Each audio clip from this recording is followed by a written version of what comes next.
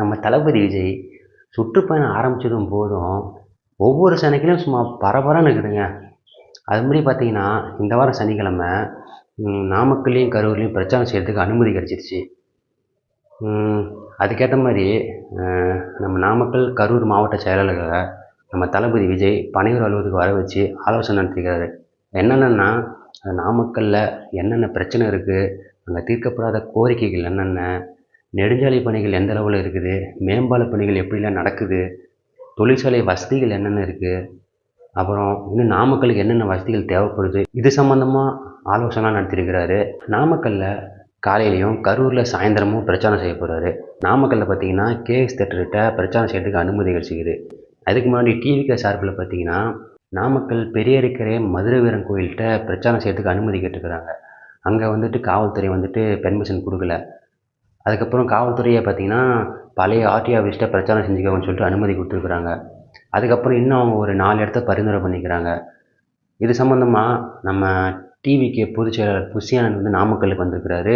அங்கே வந்துட்டு காவல்துறை அனுமதி கொடுத்த இடத்தையும் அவங்க பரிந்துரை பண்ண இடத்தையும் ஆய்வு செஞ்சு பார்த்துருக்காரு. அங்கே ஒரு கேஎஸ் தேட்டர்கிட்ட நமக்கு பொருத்தமாக இருக்குன்னு சொல்லி அனுமதி கேட்டிருக்காரு. அதுக்கு வந்து காவல்துறை அனுமதி கொடுத்துட்டாங்க. இதே மாதிரி கரூரில் லைட் ஹவுஸ் பக்கத்தில் பிரச்சாரம் செய்கிறதுக்கு டிவிகே சார்பில் அனுமதி கேட்டுக்கிறாங்க. காவல்துறை பார்த்தீங்கன்னா அங்கே வந்துட்டு சனிக்கிழமை நாள் க்ரௌடு அதிகமாக இருக்கும், நீங்கள் அந்த இடத்துல பிரச்சாரம் பண்ணிங்கன்னா இன்னும் போக்குவரத்து நெரிசல் அதிகமாகவும் மக்களுக்கு இடையூறாக இருக்கும்னு சொல்லிட்டு அனுமதி கொடுக்கல. இவங்க காவல்துறையை பார்த்தீங்கன்னா எடப்பாடி பழனிசாமி வந்துட்டு வேலுசாமிபுரத்தில் வந்து பிரச்சாரம் செய்கிறாரு, நீங்கள் வேணால் அதே இடத்துல செய்யுங்கன்னு சொல்லி பரிந்துரை பண்ணிக்கிறாங்க. அதுக்கப்புறம் இவங்க பழைய பஸ் ஸ்டாண்டுட்டு இடம் கேட்டுக்கிறாங்க. காவல்துறையும் அதுக்கு வந்துட்டு அனுமதி கொடுத்துட்டாங்க. கரூர் வந்துட்டு யாரோட கோட்டைன்னு தெரியும், நம்ம செந்தில் பாலாஜி அவரோட கோட்டை. அவர் அந்த இடத்துல யாராலையும் அசைக்க முடியாது. ஏன்னா இப்போ 30 விழா நடத்தும்போது பார்த்தீங்கன்னா நம்ம சிஎம்ஏ அவரை வந்துட்டு பாராட்டியிருப்பார்.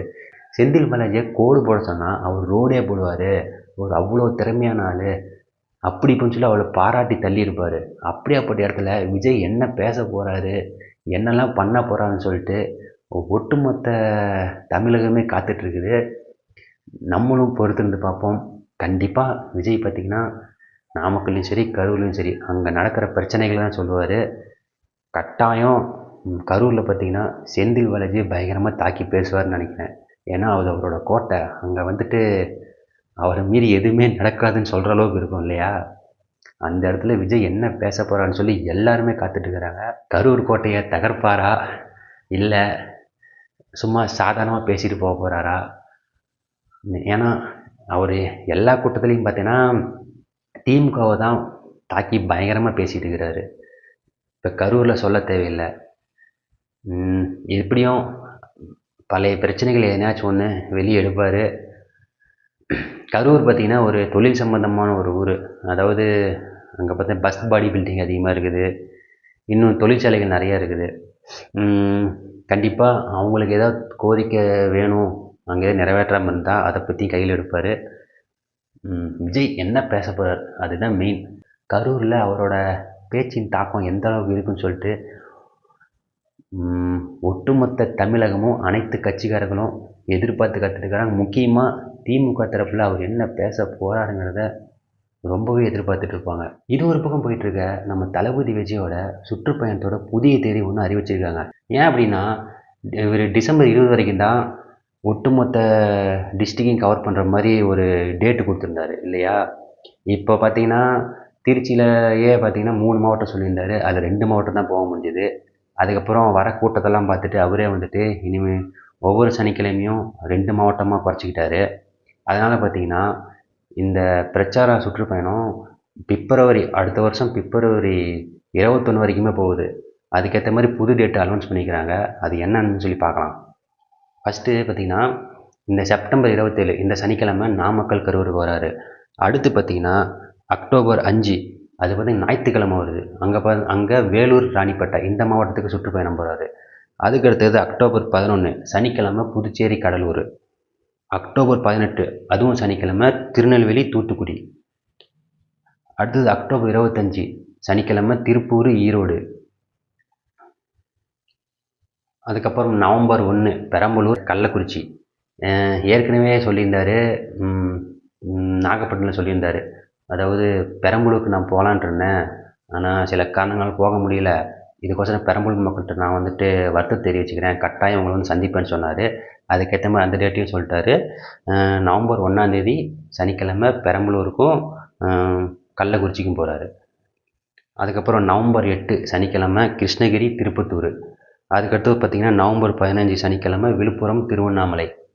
அதுக்கப்புறம் நவம்பர் 22 சனிக்கிழமை சேலம் தருமபுரி. அதுக்கப்புறமேட்டு நவம்பர் 29 சனிக்கிழமை தஞ்சாவூர் மயிலாடுதுறை. அப்புறம் டிசம்பர் 7 ஞாயிற்றுக்கிழமை வருது. இது பார்த்திங்கன்னா புதுக்கோட்டை திண்டுக்கல். டிசம்பர் 13 சனிக்கிழமை பார்த்திங்கன்னா சிவகங்கை ராமநாதபுரம். அதுக்கப்புறம் டிசம்பர் 20 சனிக்கிழமை திருவள்ளூர் காஞ்சிபுரம். இந்த திருவள்ளூரை பற்றி நான் கடைசியாக சொல்கிறேன். ஜனவரி 24 சனிக்கிழமை மதுரைக்கும் தேனிக்கும் போகிறாரு. அதுக்கப்புறம் ஜனவரி 31 சனிக்கிழமை கன்னியாகுமரி. அந்த டைம் மட்டும் ஒரே ஒரு டிஸ்ட்ரிக்ட் மட்டும் தான் அவர் கவர் பண்ணுறாரு. அதுக்கப்புறம் பிப்ரவரி 7 சனிக்கிழமை பார்த்திங்கன்னா தென்காசிக்கும் விருதுநகருக்கும் போகிறாரு. அதுக்கப்புறம் பிப்ரவரி 14 சனிக்கிழமை பார்த்திங்கன்னா கோயம்புத்தூருக்கும் நீலகிரிக்கும் போகிறாரு. பிப்ரவரி 21 சனிக்கிழமை செங்கல்பட்டு சென்னை. இதோடு அவரோட பிரச்சார சுற்றுப்பயணம் முடிவுக்கு வருது. இப்படி அவங்க புது டேட் ஒன்று கொடுத்துட்டாங்க. இதுக்கேற்ற மாதிரி தான் இனிமேட்டு பிரச்சார சுற்றுப்பயணம் இருக்கும். இதில் பார்த்திங்கன்னா 18 சனிக்கிழமை 2 ஞாயிற்றுக்கிழமை வருது. இப்படி ஒரு பக்கம் சுற்றுப்பயணம் பரபரன்னு போயிட்டு இருக்கும்போது ரீசெண்டாக ஒரு வீடியோ பார்த்திங்கன்னா வைரல் ஆகிட்டுருக்குது. அதாவது தமிழர் முன்னேற்றப்படை சேர்ந்த ஒரு அம்மா பார்த்திங்கன்னா வீடியோ போட்டிருக்குது. அந்த வீடியோவில் என்ன சொல்லியிருக்குன்னா, அதாவது பாடகி சுசித்ரா இருக்குதுல்ல, அவங்க வந்துட்டு தளபதி விஜயும் த்ரிஷாவும் போதைப்பொருள் யூஸ் பண்ணாங்க அப்படின்னும், அது சம்மந்தமாக நாங்கள் தமிழக அரசு உள்துறை அலுவலகத்தில் புகார் கொடுத்துருக்குறோம். அந்த புகாருக்கு நீங்கள் இது வரைக்கும் தமிழக மக்கள்கிட்ட எந்த ஒரு விளக்கமும் கொடுக்கல. அதே மாதிரி திருவள்ளூரை சேர்ந்த ஒரு சிறுமி, அவங்க பார்த்தீங்கன்னா உங்கள் தீவிர ரசிகை, அவங்கக்கிட்ட ஒரு உதவி கேட்டிருந்தாங்க. ஆனால் அந்த பொண்ணு இப்போ இறந்துருச்சு. நீங்கள் அந்த பொண்ணுக்கு இது வரைக்கும் ஒரு உதவி செய்ய முன் வரவே இல்லை. இந்த 2 விஷயத்தையும் கண்டித்து நீங்கள் திருவள்ளூருக்கு வரீங்க பார்த்தீங்களா, அப்போது எங்கள் தமிழக முன்னேற்றப்படை சார்பாக உங்களுக்கு எதிராக நாங்கள் கருப்பு கொடி காட்டுவோம், உங்கள் உருவ பூமியை எரிப்போம் அப்படின்னு சொல்லிட்டு புதுசாக கிளம்பியிருக்குது. இல்லை இந்த அம்மாட்ட கேட்குறேன், அந்த வீடியோ பொண்ணு ஒன்று உதவி கேட்டுச்சு, ஓகே. ஆனால் டிவிகே செலவில் அந்த பொண்ணுக்கு உதவி போயிருக்குது. அதாவது டாக்டர் பிரசாத் பார்த்திங்கன்னா அந்த பொண்ணுக்கு போய் உதவி செஞ்சுக்கிறாரு. இந்த அம்மா அந்த வீடியோவெலாம் பார்த்தாங்களா என்னான்னு தெரியல. அதே மாதிரி நேற்று கூட பார்த்திங்கன்னா டிவிகே சார்பில் ஒரு சின்ன பையனுக்கு ஆப்ரேஷன் பண்ணுறதுக்கு பண உதவி செஞ்சுக்கிறாங்க. அந்த பையன் அவன் கூட பார்த்திங்கன்னா அந்த குழந்தைக்கு ஏதோ வயிற்றில் ஒரு சின்ன இன்ஃபெக்ஷன் மாதிரி அதை ஆப்ரேஷன் பண்ணணும், அதுக்கு 1 லட்ச ரூபா செலவாகும் அப்படின்னு சொல்லியிருக்கிறாங்க. அந்த பையனோட அப்பாவால் அவ்வளோ பணம் என்னால் முடியாதுன்னு சொல்லிட்டு தாவேக்கா மாவட்ட செயலர்கிட்ட யார்கிட்டயோ போய் உதவி கேட்டுக்கிறாரு. ஏன்னா இது எப்படின்னா, அவங்க பார்த்திங்கன்னா ஒரு குறை தீர்க்கூட்டம் மாதிரி போடுறாங்க. அங்கே யாருக்காச்சும் உதவி வேணும் அப்படின்னா அவங்க செய்யலான்னு சொல்லிட்டு இந்த மாதிரி பண்ணிட்டு இருக்கிறாங்க போல். அவங்ககிட்ட போயிட்டு இந்த மாதிரி எனக்கு மருத்துவ உதவி தேவைப்படுது, என் பையனுக்கு இந்த மாதிரி ஆப்ரேஷன் பண்ணி இவ்வளோ செலவுன்னு சொல்கிறாங்க, நீங்கள் எதை பார்த்து ஹெல்ப் பண்ணுன்னு சொல்லி அவன் பையனோட அப்பா கேட்டுக்கிறாரு. இவங்களும் போயிட்டு இந்த விஷயத்தை தலைவர் விஜய் வரைக்கும் எடுத்துகிட்டு போய்க்கிறாங்க. அவர் கொஞ்சம் கூட யோசிக்காமல் நீங்கள் அந்த பையனுக்கு உதவி செய்யுங்க அப்படின்னு சொல்லிட்டு அந்த பையனுக்கு ஆப்ரேஷன் பண்ணிக்கிறாங்க, ஃப்ரீயாக பண்ணிக்கிறாங்க. இதெல்லாம் இந்த அம்மாவுக்கு தெரியுமா என்னன்னு தெரியல. எடுத்தோடனே நீ திருவள்ளூருக்கு வந்தால் உருவம் எரிப்பேன், உனக்கு எதிராக கருப்பு கொடி காட்டுவேன் அப்படின்னு புதுசாக கிளம்பியிருக்கிறாங்க. இதெல்லாம் யார் சொல்லி என்ன சொல்லி பண்ணுறாங்கன்னு தெரில, பார்ப்போம். இதெல்லாம் அரசியல் வாழ்க்கையில் சகஜம் தானே. நன்மைன்னு செஞ்சால் எதிர்ப்புகள் வரத்தான் செய்யும். அதெல்லாம் தாண்டி வெற்றி கொடி நாட்டுவாரா இல்லையான்னு சொல்லி பொறுத்திருந்து பார்ப்போம். இந்த சனிக்கிழமை கரூர் கோட்டையில் எந்த அளவுக்கு ஜொலிக்க போகிறாருன்னு பார்த்துடலாம். அவங்க கரூர் கோட்டையை தகர்க்கிறாரா அப்படிங்கிறத பொறுத்திருந்து பார்ப்போம். மீண்டும் அடுத்த வீடியோவில் சந்திப்போம். Bye bye.